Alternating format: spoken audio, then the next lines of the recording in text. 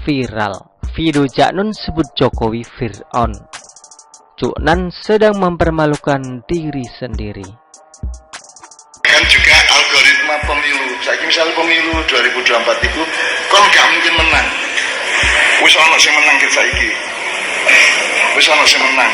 Karena Indonesia dikuasai oleh Fir'aun yang namanya Jokowi, oleh Korun yang namanya Antoni Salim dan 10 naga, gak 9, 10 saya kira. Terus Haman yang namanya Luhut. Nah, ya. Jadi negara kita itu sesempurna dicekel cek, ini karena bocor-bocor dicekel cek oleh Fir'aun, Haman dan Korun. Itu seluruh sistemnya, seluruh perangkatnya, semua alat-alat politik dan alat sejarah sudah dipegang mereka semua, dari uangnya sampai sistemnya sampai otoritasnya sampai apapun. Cak Nun ini padahal sudah dianggap manusia setengah dewa loh oleh pengikutnya, yang terkenal dengan bahasa tingkat tinggi, di mana hanya manusia yang memiliki makrifat bisa memahaminya. Tapi bagi penulis, Cak Nun ini tidak lebih dari barisan sakit hati Jokowi yang tidak ada bedanya dengan Katrun. Mungkin saking terkenal dan banyak pengikutnya, Cak Nun merasa iri dengan Presiden Jokowi, yang juga tidak kalah banyak disukai dan kini menjadi Republik Indonesia 1.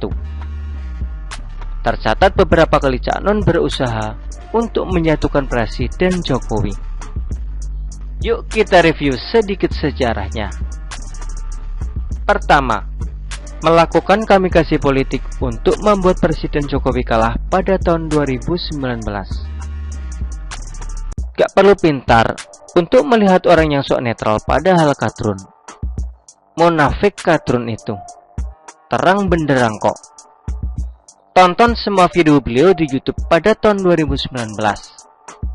Yang bela Prabowo ada, yang bela Jokowi tidak ada. Yang menghina Prabowo hampir tidak ada. Yang menghina Jokowi bejibun. Ada sih yang sok netral, bilangnya Jokowi dan Prabowo bukan putra terbaik bangsa. Tapi coba perhatikan saat itu, beliau ceramah di kandang Jokowi atau di kandang Prabowo. Kalau yang mendengar ceramah beliau jadi golput, kira-kira pendukung siapa yang berkurang banyak? 1. Menyebut Jokowi jongos dan tidak sudi mendatangi Jokowi. Malah Jokowi yang harus menuruti perintah Cak Nun. Saat itu, Cak Nun berkata kalau dia sebagai rakyat adalah bos, dan Jokowi jongos karena digaji oleh rakyat. Cak Nun katanya tidak akan pernah mau datang ke istana. Cak Nun lupa kalau dulu dengan bangganya dia masuk ke istana menemui Soeharto.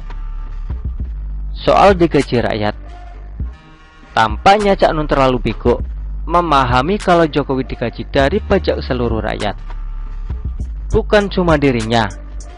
Dirjen Pajak tampaknya harus cek rekening Cak Nun, lalu periksa apakah pajak yang dia bayar sudah sesuai dengan kekayaannya. Ibarat semua perusahaan, Presiden Jokowi adalah direktur atau CEO. Cak Nun hanyalah pemegang 0,000001% saham jika dibandingkan dengan jumlah pembayar pajak. Bagaimana mungkin Cak Nun merasa dirinya lebih tinggi dari seorang CEO, sementara saham yang dimilikinya hanya 0,000001%.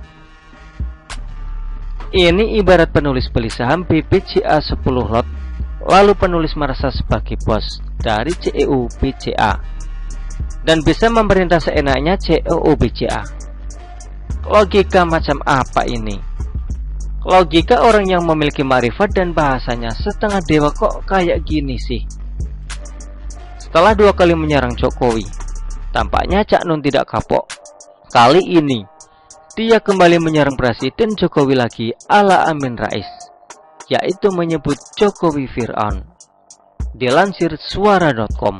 Cak Nun berkata, karena Indonesia dikuasai oleh Fir'aun yang namanya Jokowi, Korun yang namanya Antoni Salim dan 10 naga, terus Haman yang namanya Luhut, ucap Cak Nun. Komentar penulis, Fir'aun yang namanya siapa, Cak? Kalau boleh tahu. Fir'aun kan ada yang baik juga. Contohnya, Fir'aun yang mengangkat Nabi Yusuf jadi tangan kanannya.